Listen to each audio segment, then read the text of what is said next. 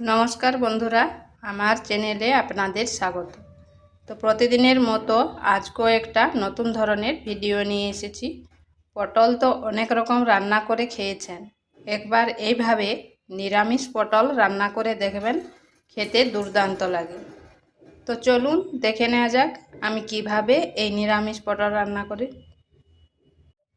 এখানে নিয়েছি 200 গ্রাম পটল। পটলটা এইভাবে কেটে নিয়েছি, মানে একটা পটলকে 4 টুকরো করেছি লম্বা লম্বা করে, আর আলুগুলোও ওইভাবে লম্বা লম্বা করে কেটে নিয়েছি। পরিমাণটা আপনারা কম বেশি করে নিতে পারেন। এখানে কড়াই বসিয়েছি, দিয়ে দিচ্ছি তেল।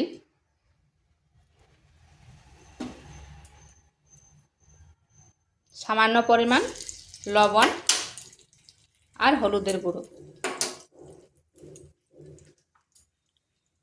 দিয়ে দিচ্ছি কেটে রাখা আলুগুলো।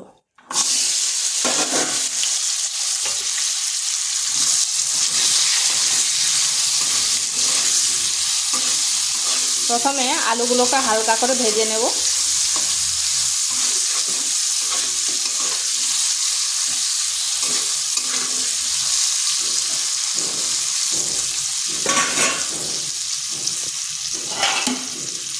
দেড় মিনিট ঢাকা দিয়ে রেখে দিচ্ছি। মাঝখানে একবার ঢাকাটা খুলে নেড়ে দিয়েছিলাম। আলুগুলো ভাজা হয়ে গেছে, এরপর এগুলোকে তুলে নিচ্ছি। ওই তেলের মধ্যে দিয়ে দিচ্ছি পটলগুলো।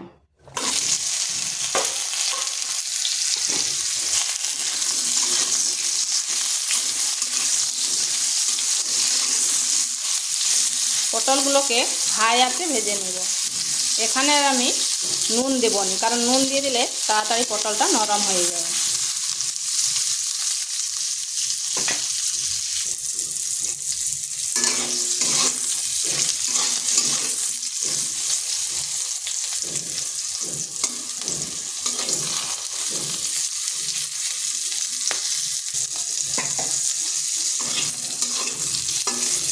দেখুন, এখানে নুন দিইনি বলে পটলটা কিন্তু ভাজা হয়ে গেছে, কিন্তু শক্ত শক্ত আছে।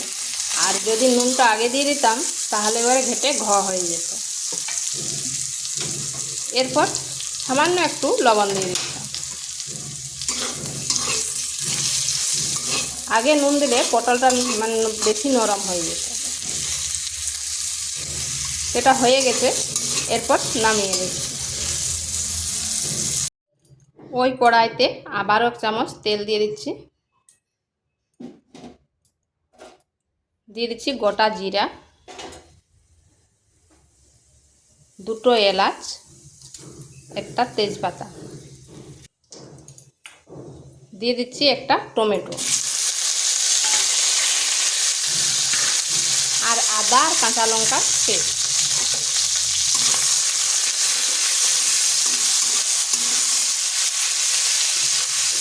এখানে আমি আদাটা নিয়েছি 1 ইঞ্চি, আর 2টো কাঁচা লঙ্কা নিয়েছি।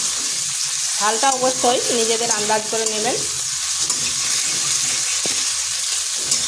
এগুলোকে একটু ভেজে নিচ্ছি যাতে আদার কাঁচা গন্ধটা চলে যায়।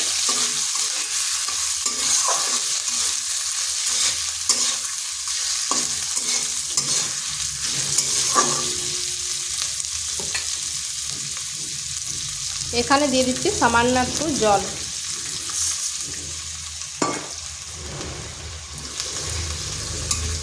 কারণ এখানে শুকনো মশলাগুলো দিব তো।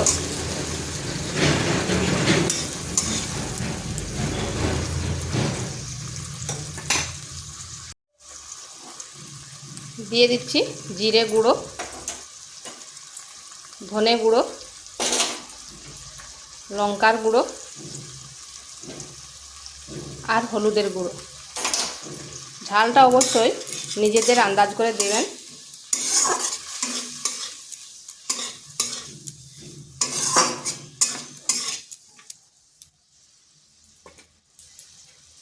দিয়ে দিচ্ছি 1 চামচ পোস্ত। এই পোস্ত দিলে এর টেস্টটা কিন্তু দুর্দান্ত হয়। দিয়ে দিচ্ছি পরিমাণ মতো লবণ। এরপরে মশলাগুলো একটু কষে নিচ্ছি।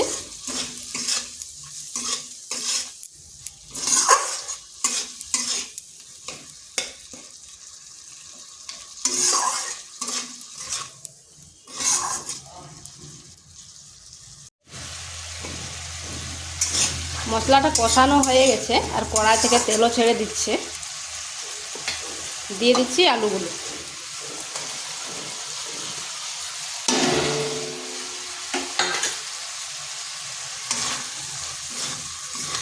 আলুটা বেশ ভালো করে এই মশলার সাথে কষিয়ে নিচ্ছি।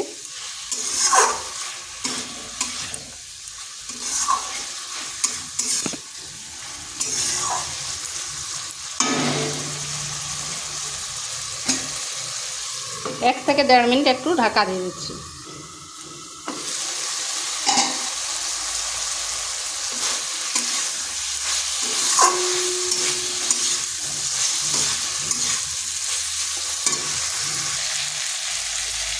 এরপর দিয়ে দিচ্ছি পটলগুলো।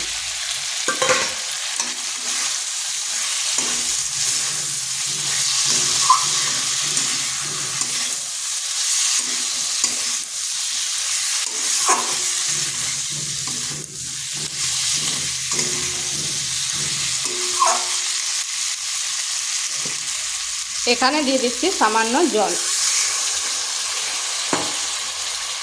কারণ এটা মাখো মাখো করব, ঝোল করব না। আর ভাজার সময় অনেকটাই সেদ্ধ হয়ে গেছে, তাই সামান্য জল দিলাম।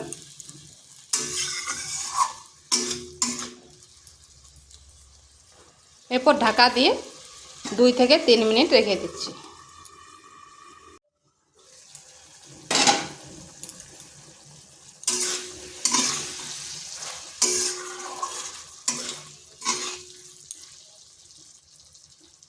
দেখুন আলুগুলো খুব সুন্দরভাবে সেদ্ধ হয়ে গেছে। এখানে আর 2টি জিনিস ব্যবহার করব।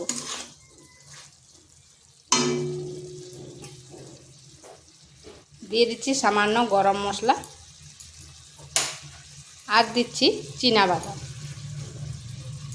চীনাবাদামগুলো এভাবে টুকরো টুকরো করে নিয়েছি, শুকনো খোলায় ভেজে টুকরো টুকরো করে নিয়েছি। এই চীনাবাদামটা যখন খাবেন, মুখে পড়বেন, তখন খেতে কিন্তু দুর্দান্ত হয়। তো এইভাবে একবার নিরামিষ পটল রান্না করে দেখবেন, বাড়ির সকলের খুব পছন্দ হবে। আর ভিডিওটা ভালো লাগলে লাইক, শেয়ার, কমেন্ট অবশ্যই করবেন। আর নিত্য নতুন রেসিপি পাওয়ার জন্য চ্যানেলটিকে সাবস্ক্রাইব করবেন। আমি এটা মাখো মাখো করব, তো এটা হয়ে গেছে, এরপর নামিয়ে নিচ্ছি।